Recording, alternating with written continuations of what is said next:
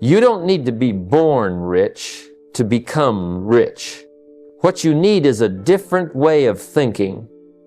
A job can make you a living, but assets can give you a life. Millionaires know this truth. Freedom isn't found in working harder.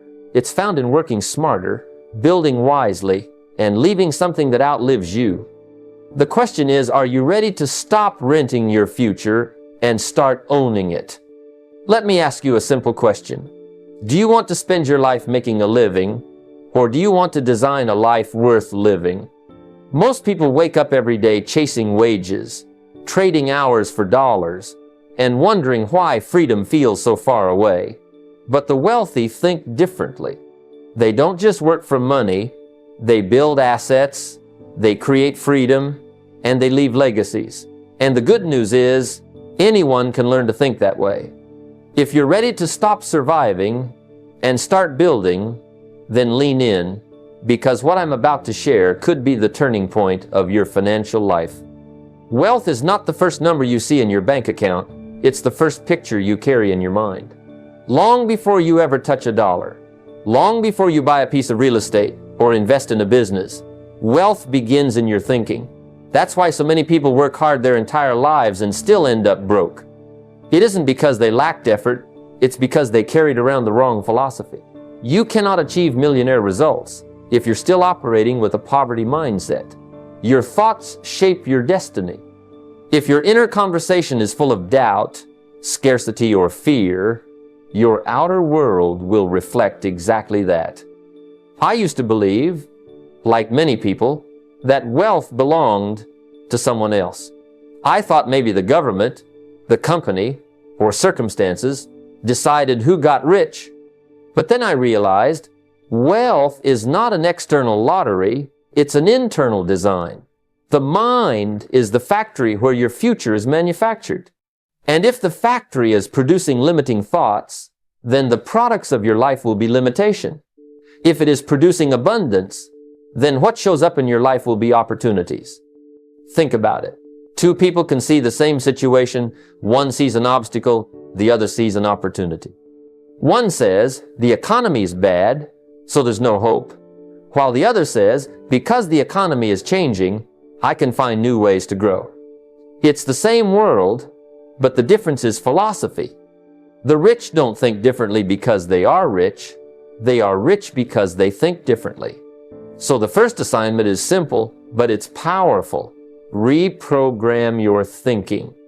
If you grew up with phrases like, we can't afford it, money is the root of all evil, or rich people are greedy, then you've been programmed to keep money away. And here's the truth. Your subconscious mind always finds ways to prove your beliefs right. If you believe you'll always struggle, you'll unconsciously make decisions that lead you back to struggle. But if you believe wealth is possible, you'll notice opportunities you once overlooked. One of the greatest changes I made early in my journey was replacing those poverty thoughts with abundance thoughts. I remember writing down the limiting beliefs I had carried for years. Things like, I'll never be rich, or I wasn't born into wealth, so I don't have a chance. And then I asked myself, what's a better empowering belief I could choose instead? For every negative thought, I created its opposite. For I'll never be rich, I wrote, I am capable of building wealth through discipline and growth. For money is scarce, I wrote, there is more than enough wealth in this world, and I can create my share by adding value. And here's the key. You don't just write these once, you repeat them daily until your mind begins to accept them. I carried mine on cards in my pocket. Every time doubt showed up, I pulled out those cards. Slowly, my philosophy shifted, and with it, my actions. And when my actions shifted, my results followed. The mind is where wealth is born. Fix the philosophy, and the fortune will follow. I grew up believing that if you just worked hard enough, long enough, eventually success would find you. That was the philosophy of many good people I knew. Farmers, factory workers, neighbors who gave their strength day after day, year after year. But I noticed something strange. Some of the hardest working people were still broke. They had strong backs, tired hands, and empty pockets. And that's when I learned one of the most important lessons of my life. Hard work alone doesn't guarantee wealth. Effort matters, but applied knowledge and leverage matter far more. Think about it. A man digging a ditch with a shovel works hard. Another man operating an excavator may work fewer hours, yet he completes the same job with less sweat and earns more. What's the difference? Leverage. Tools, knowledge, and smarter systems turn labor into results. Working harder is admirable, but working smarter is transformational. We live in a marketplace that doesn't pay you for effort. It pays you for results. If you spend 10 hours on a task that could have been solved in 1 hour with the right knowledge, the market doesn't reward you for the extra 9. It's not interested in your exhaustion. It's interested in your contribution. So the key is to stop measuring life by hours and start measuring it by value created. I remember a season when I was working endless days, exhausted but stuck. I thought I was doing everything right because I was busy. But then I asked myself a hard question. Busy at what? Busy doing things that keep me spinning, or busy creating results that move me forward? That's when I realized activity and productivity are not the same. Many people confuse movement with progress. You can run in circles all day and end up exactly where you started. So how do you work smarter? You focus on the vital few things that truly move the needle. Every evening, before you close your day, take a few minutes to think about tomorrow. Write down the single high-value task that, if completed, will move you one step closer to financial freedom. Not 10 tasks, not 20, just one that creates leverage. It could be making a call to a potential business partner, setting up an investment account, finishing that proposal, or studying one chapter of a wealth-building book. Do this consistently and you'll notice something powerful. Instead of reacting to life, you begin directing it. Instead of drowning in low-value tasks, you start accumulating small victories that compound into wealth. Working harder drains you. Working smarter builds you. It's not about hours. It's about impact.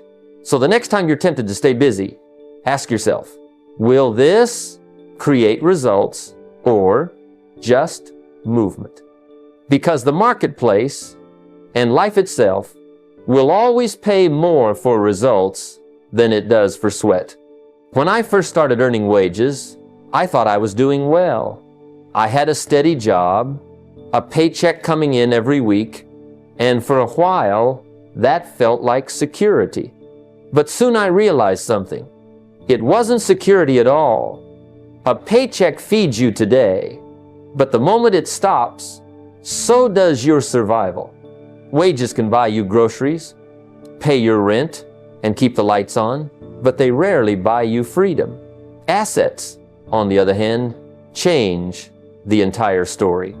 Assets don't just feed you for a day, they feed you for a lifetime, and sometimes even beyond. Think of wages as the seed. The purpose of a seed isn't to be eaten, it's to be planted. If all you do with your wages is consume them, it's like eating your seed, you'll never have a harvest.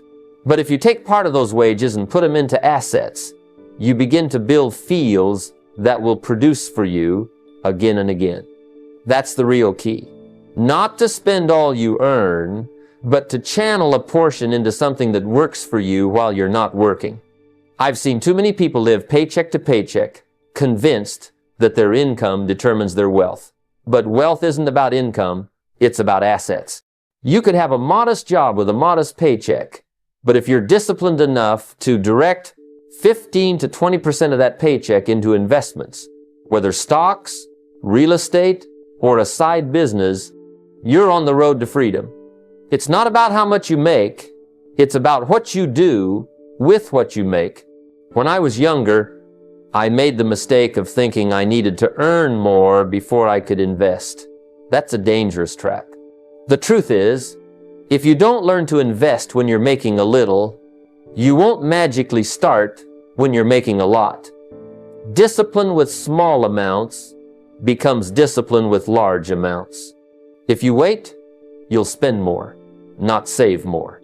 So the question is, how do you turn wages into assets? You start small and stay consistent. Open an investment account and automate a percentage of every paycheck into it. Buy one share of a company, no matter how small the stake. Put money aside for a rental property. Or take a piece of your income and start a small side business that could grow. It doesn't have to be big to start. It just has to begin. The practical step is simple but powerful. Commit today to setting aside 15 to 20% of every paycheck. Not for consumption, not for the weekend, but for your freedom. Because the day you start using wages to buy assets is the day you stop trading all your life for survival and start building the foundation of freedom. One of the greatest traps I've seen people fall into is the temptation to look rich before they are rich. The moment income rises, so does spending. A new car, a bigger house, designer clothes, symbols of success that too often drain the very resources that could create real wealth. Many people end up broke, not because they didn't earn enough, but because they tried to live the appearance of wealth rather than build the foundation of it. True wealth, the kind that lasts, is built quietly, almost invisibly at first.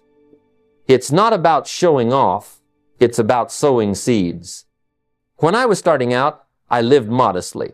I didn't chase every upgrade, every luxury. I chose to keep my expenses steady while my income grew. That gap between what I earned and what I spent, that's where freedom lives. The larger the gap, the more you can funnel into investments that multiply. If you want to be wealthy, don't measure progress by the size of your car or the flash of your watch. Measure it by how much of your income is being converted into assets that produce returns. There's a principle I like to remind people of. Every time your income increases, you have two choices. You can raise your lifestyle or you can raise your investments. One makes you look good today, the other makes you free tomorrow. Now, I'm not saying you should never enjoy the fruits of your labor. Reward is important, but the key is moderation. If you receive a raise, don't let it all slip into new expenses. Take at least half of it and redirect it toward assets, stocks, property, or building a business. Let your investments expand with your income, not just your lifestyle. I've met people earning six figures who were broke, and others earning modest salaries who are on their way to financial independence. The difference isn't the number on the paycheck, it's the discipline and how it's managed. Wealth doesn't require showing off. In fact, some of the wealthiest people I've met lived simply, quietly, funneling their resources into things that grew over time. Years later, while others struggled to maintain appearances, they enjoyed genuine financial freedom. The practical step is straightforward but powerful. The next time your income increases, resist the urge to immediately upgrade your lifestyle. Pause, take half of that increase, and invest it before you even consider spending the rest. If you earn an extra $1,000 a month, put $500 into an asset before you buy anything new. Build a habit of letting investments grow with your income, and one day you'll find that modest living created extraordinary wealth. The key is this: live modestly today so you can live abundantly tomorrow. One of the most important lessons I ever learned is that the marketplace doesn't respond to your needs, it responds to your value. You can sit all day and wish for more money, hope for a raise, pray for a breakthrough, but the world doesn't pay for wishes, it pays for solutions, it pays for value. If you want more income, you don't beg for it, you become worth more to the marketplace. That's how it works. The moment you stop asking, why don't they pay me more, and start asking, how can I become more valuable? That's the moment your financial life begins to change. When I first started out, I didn't have much. I was frustrated with my paycheck, frustrated with my circumstances, until a mentor told me something I'll never forget. Don't wish it were easier, wish you were better. Don't wish for less problems, wish for more skills. That struck me deep, because I realized I was looking at the world the wrong way. Wealth wasn't going to come to me because I wanted it. It was going to come because I had something of value to give. Think about it. A doctor, a lawyer, an engineer, a business leader, they get paid more, not because life is fairer to them, but because the problems they solve carry greater value. The bigger the problem you solve, and the more people you solve it for, the greater the wealth you attract. That's not philosophy, that's the law of the marketplace. If you want to be paid more, raise the size of the problems you're willing to tackle. The strategy then is simple. Focus on developing and sharpening skills that solve real problems. Skills are the great equalizer. You don't have to be born rich to get rich, but you do need to become valuable. And value is created through learning, through practice, through mastery. Don't just dabble in skills, commit to becoming excellent at something the world needs. Excellence has a way of drawing opportunity. Now here's a practical step you can take. Sit down and write out 3 skills that could create real value in your industry or community. Maybe it's communication, sales, leadership, investing, or technology. Ask yourself, if I mastered this skill, how many lives could I impact? How much value could I bring? Then circle the one that excites you most and commit to mastering it this year. Dedicate time, energy, and resources to it. Take a course, find a mentor, practice daily.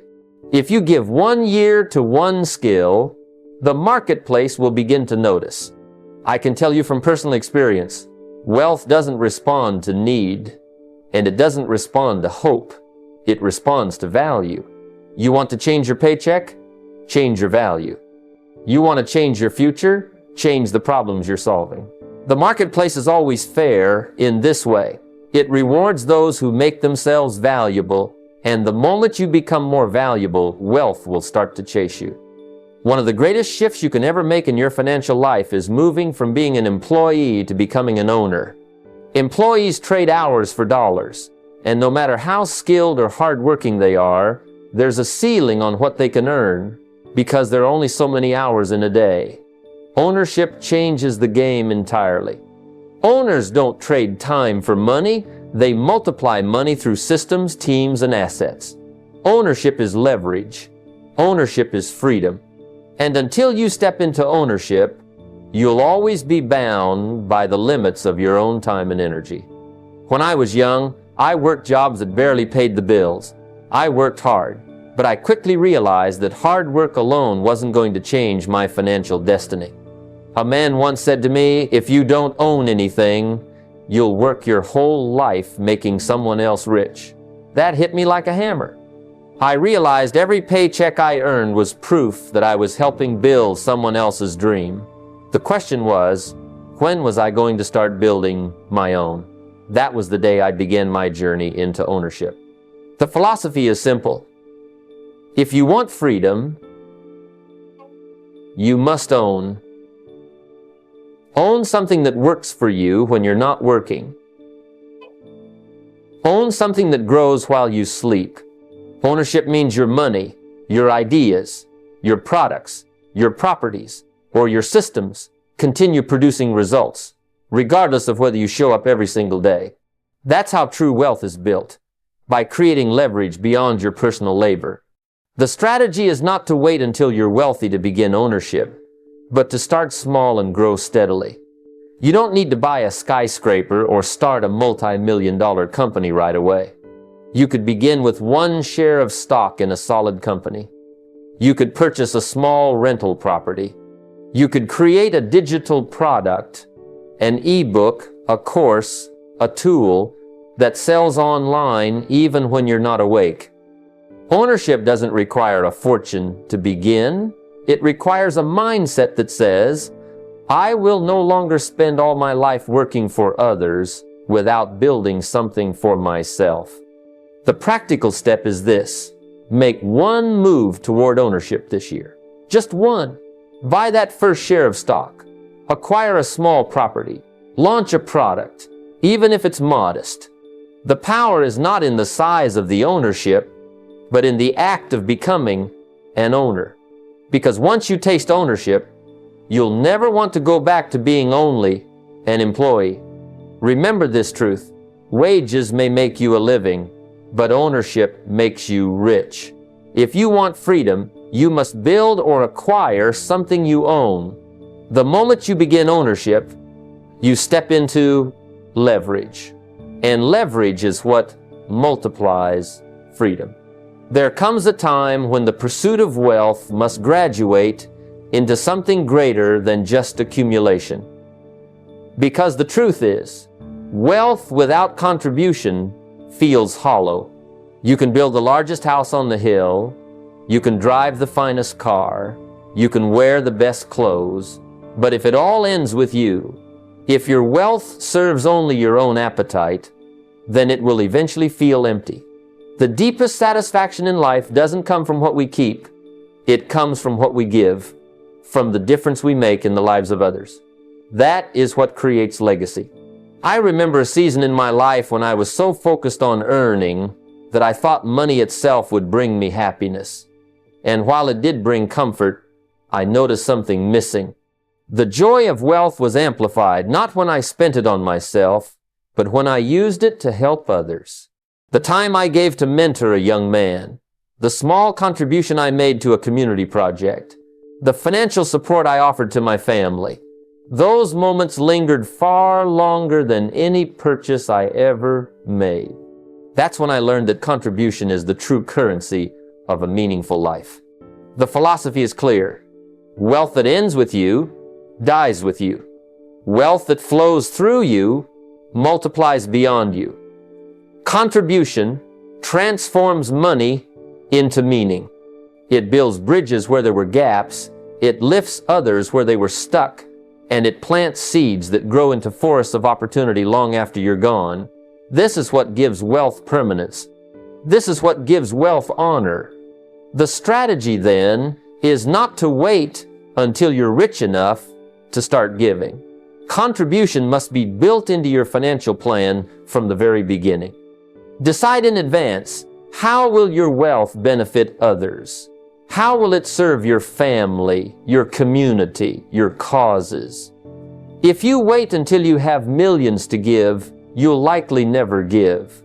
But if you learn to set aside even a small portion now, when you're just starting, you'll develop the habit of generosity.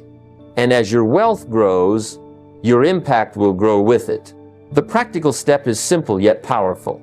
Set aside a fixed percentage of your income for contribution, no matter how small it feels. Maybe it's 1%, maybe 5%, maybe 10%. What matters is not the amount, it's the discipline. You train yourself to see money not just as a means of survival, but as a tool for significance. That percentage could fund scholarships, support charities, help your neighbor, or provide for your family in ways that ripple for generations.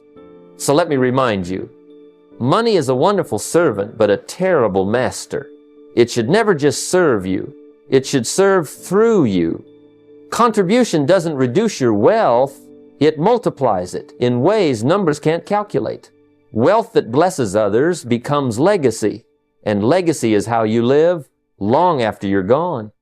Most people live with their eyes fixed on the weekend, waiting for Friday, hoping for a little break, a little escape. But if all you ever do is plan for weekends, you'll never build a lifetime. Millionaires don't think in days or weeks. They think in decades, in lifetimes, even in generations. The difference between survival and legacy is perspective. The poor think about getting through the month. The wealthy think about what will remain long after they're gone. When I was younger, I too thought mainly about my immediate needs. Rent, food, bills, that was my world. But as I began to understand wealth, I realized true success isn't just about me. It's about the generations that follow. If all I do is eat what I earn today, then the harvest ends with me. But if I plant seeds, assets, principles, wisdom, those seeds will continue producing long after I'm gone. Wealth is not just what you accumulate, it's what you pass down. The philosophy is simple. Millionaires don't plan for weekends, they plan for lifetimes. They don't just ask, how can I make enough to survive this month? They ask, how can I build something that my children and their children can stand upon? They understand that true wealth is not measured in how much you spend, but in how much you sustain. That's why inheritance is not just about money, it's about mindset, discipline, and values that endure. The strategy here is to think like a builder, not a consumer. You build structures that outlive you. An asset, like a business or property, can continue to provide for your family long after your last day of work.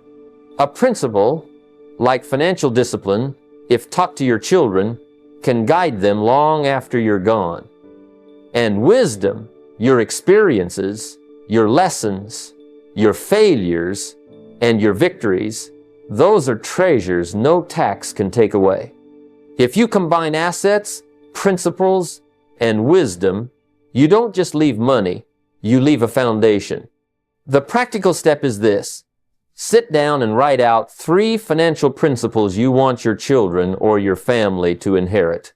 Maybe it's always save before you spend, or never spend more than you earn, or make money serve your values, not your impulses. Whatever those principles are, write them down and then begin modeling them today. Because your family won't inherit what you write on paper alone. They'll inherit what you lived. They'll remember the way you made decisions, the way you handled money, the way you built your life. So let's raise our perspective. Don't just ask, what's in it for me this week? Ask, what will I leave behind 100 years from now? That's how millionaires think. Because wealth that ends with you is just consumption. But wealth that outlives you, that's legacy. Most people think in terms of addition. They say, if I work a little more overtime, I can add a little extra to my paycheck. If I save a few dollars here and there, I'll add something to my account. And while addition has its place, it will never create wealth. Addition is limited by your time, your energy, and your personal capacity. You can only add so many hours before you run out of hours. But multiplication, that's where freedom lives. The wealthy don't think in terms of adding, they think in terms of multiplying. They ask, how can I make my efforts work for me again and again, even when I'm not there? I remember when I first began earning money, my instinct was to think small.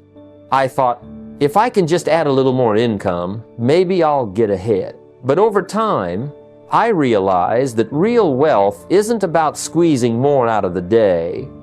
It's about creating something that multiplies without you having to push it every single time.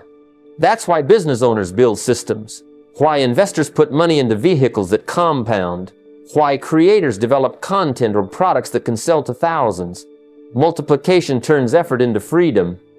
The philosophy here is clear. The wealthy don't rely on what they can add, they rely on what they can multiply. Addition might buy you survival. Multiplication buys you freedom. When you move from addition to multiplication, you step off the treadmill of work harder and onto the escalator of work smarter. The strategy is to build something that scales. Think of a business that continues selling even when you're asleep. Think of an investment that compounds interest year after year.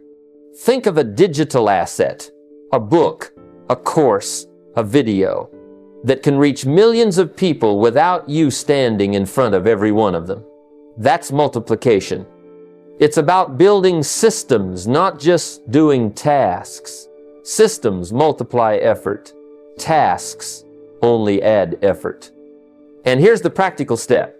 Pick one income stream you already have and ask the critical question, how can I multiply this without trading more hours? If you're in a job, maybe it means creating a side business that uses your skills but scales beyond your direct time. If you already invest, maybe it means reinvesting dividends instead of spending them so they grow upon themselves. If you create content, maybe it's packaging it so it continues to sell while you move on to the next idea. One stream, multiplied, can change the trajectory of your wealth far more than 10 streams that only add. So don't settle for addition. Addition keeps you busy. Multiplication sets you free. Learn to build systems that work beyond your presence, and you'll discover the difference between earning a living and creating a life. It's been said that you become the average of the 5 people you spend the most time with. And if you think about it, that's not just philosophy, it's practical reality. The conversations you hear, the attitudes you absorb, the habits you pick up, they all shape the way you see the world. If you're constantly surrounded by people who complain, settle, and accept mediocrity, sooner or later, you'll find yourself speaking their language. But if you place yourself in the company of builders, people who dream big, act boldly, and pursue freedom, you start to catch their vision. You start thinking like them, and eventually, you start producing like them. When I was younger, I learned this lesson the hard way. I found myself in circles where people thought only about the weekend, about just getting by, about surviving paycheck to paycheck. And it showed in my own results. I was thinking small because my environment was small. It wasn't until I stepped into rooms where people were talking about opportunities, investments, ideas, and growth that my own thinking began to expand. Suddenly, I wasn't just asking how to make a living, I was asking how to build wealth, how to create assets, how to leave something behind that mattered. My results changed because my environment changed. The philosophy here is simple. Wealth doesn't grow in isolation. It grows in the soil of association. If you want to think like millionaires, you must walk with people who are already on that path. You cannot soar like an eagle if you insist on scratching with the chickens. And it's not just about money. It's about attitude, about vision, about discipline. The right circle raises your standards, while the wrong one lowers them. The strategy, then, is intentional relationship building. Seek out mentors who've done what you want to do. Find friends who challenge you to think bigger instead of validating your excuses. Attend seminars. Join mastermind groups. Get into communities where the conversation is about growth and contribution, not gossip and complaints. Wealth builders think differently, and by being around them, you begin to absorb their habits, their courage, their strategies. And here's a very practical step you can take this year. Identify one relationship that drains your energy, keeps you small, or encourages habits that don't align with your financial future. Limit that influence. Then, intentionally replace it with one relationship that inspires you, stretches you, and aligns with your vision for wealth and freedom. It could be a mentor, a colleague, even an author or speaker you consistently study. Just make sure you're feeding your mind and spirit with the right associations. Because here's the truth. Wealth is contagious, but so is poverty. And the people you allow into your daily world are either multiplying your chances of success or cutting them short. Choose wisely, because your future will look a lot like the company you keep. Making money is one thing, but keeping it, that's the real art. Too many people spend their lives chasing the next dollar without realizing that building wealth is only half the game. Protecting it, preserving it, and ensuring it's there tomorrow is what separates those who rise and stay rich from those who rise and then lose it all. I've seen people earn fortunes quickly and lose them just as fast because they never learned the discipline of protection. It's like filling up a bucket with water that has holes at the bottom. No matter how fast you pour, it keeps draining. The philosophy is simple. Wealth without protection is fragile. You can't build a legacy if you're constantly exposed to risks that could wipe out what you've created. That's why the wealthy don't just think about how to grow their assets, they think about how to shield them. It's not fear, it's wisdom. They know storms come, economies shift, markets drop, lawsuits happen, and emergencies arrive. And while you can't control those storms, you can prepare your house so it doesn't collapse when the winds blow. The strategy then is learning the art of wealth protection. That means diversifying your investments so all your eggs aren't in one basket. It means understanding risk management, knowing when to insure, when to hedge, and when to walk away from a deal that looks too risky. It means using legal structures like trusts, wills, and entities to ensure your wealth is both secure and passed on properly. The wealthy don't just leave money, they leave structures. They don't just hope things go well, they build systems that protect them when things go wrong. When I was young, I didn't know this. I thought the goal was just to earn more. But I remember meeting a wealthy man who told me, it's not what you make that matters most, it's what you keep. That hit me, because at the time I was earning more than I'd ever earned, yet I had little to show for it.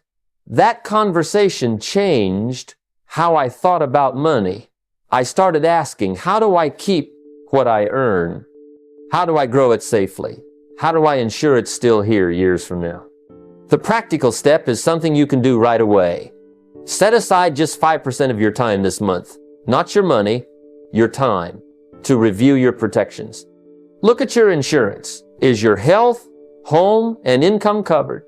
Look at your investments. Are they diversified, or are you one bad break away from losing it all? Look at your legal structures. Do you have a will, a plan for your assets, or are you leaving that up to chance? This little exercise may not feel exciting, but it can save your entire financial future. Because making money is a skill, but keeping it, that's wisdom.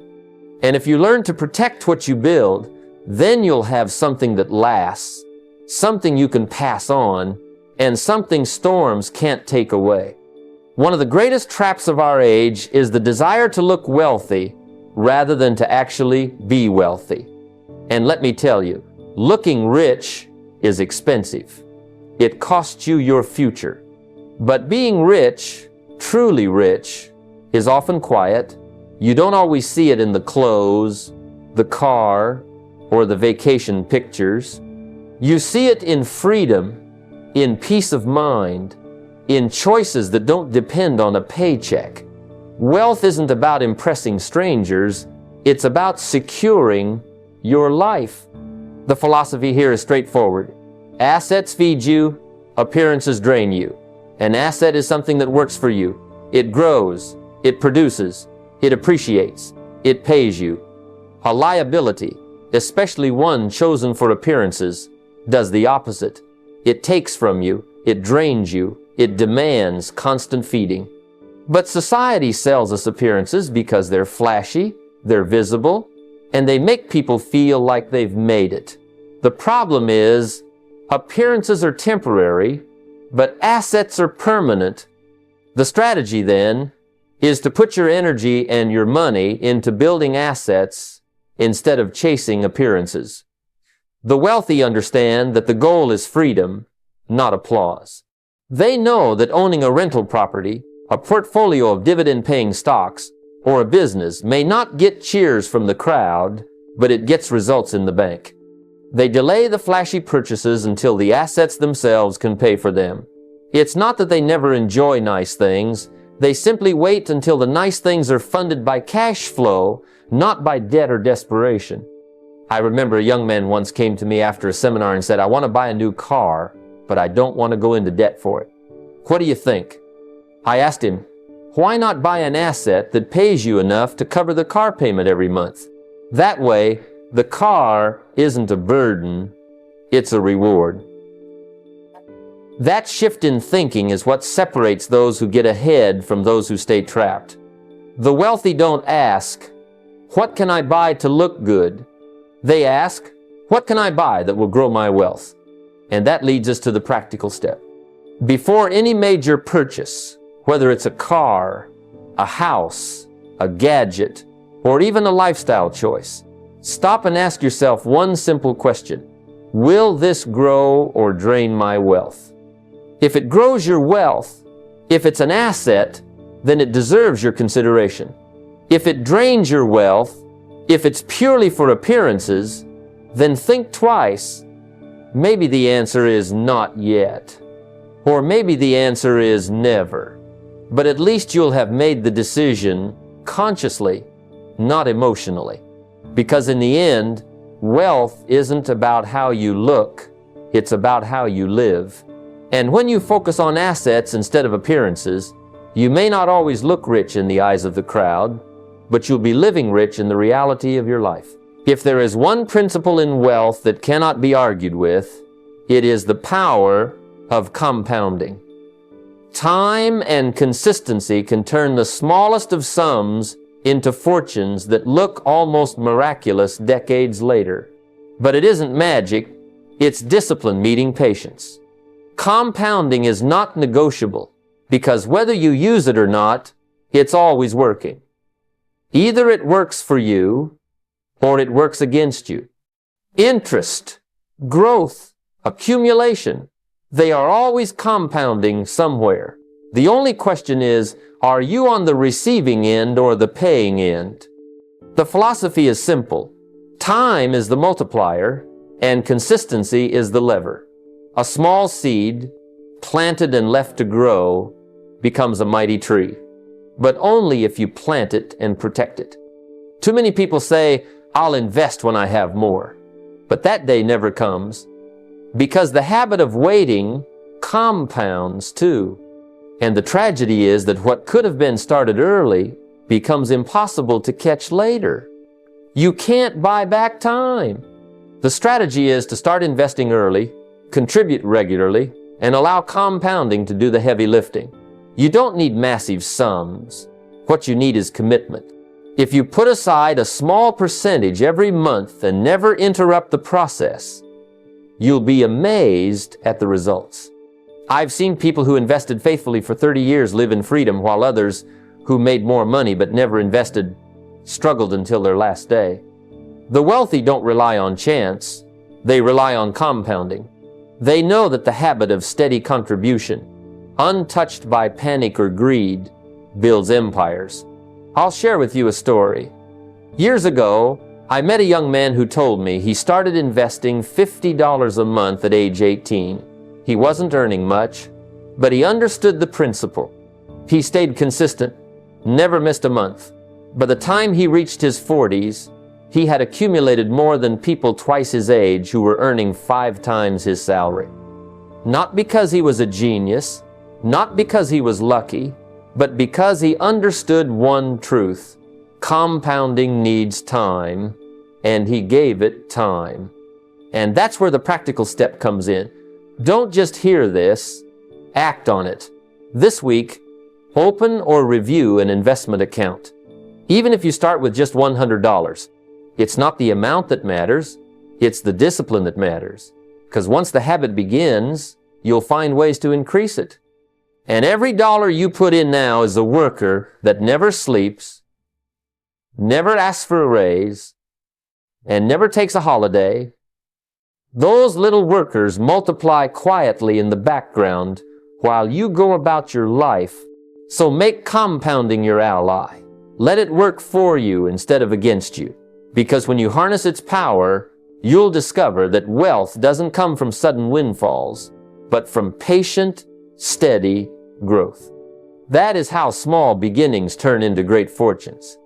We've walked through principles that build not just wealth, but freedom, and not just freedom, but legacy.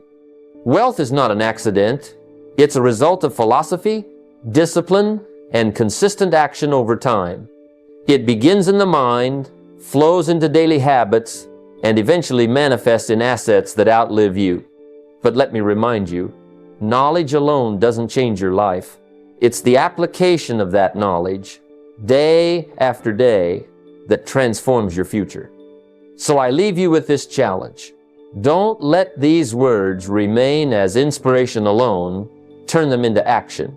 Tonight, write down one financial principle you will begin applying. Tomorrow, take one concrete step. Open the account, cancel the debt, make the investment, or begin the habit. Do it while the idea is fresh, while the desire is burning, before life distracts you back into old patterns. Remember, time will pass whether you act or not. In 10 years, you'll either look back with regret at the opportunities you ignored or with gratitude for the seeds you planted. Choose today to build, to own, to invest, and to contribute. Start now, because your future self and your family are depending on the decisions you make today.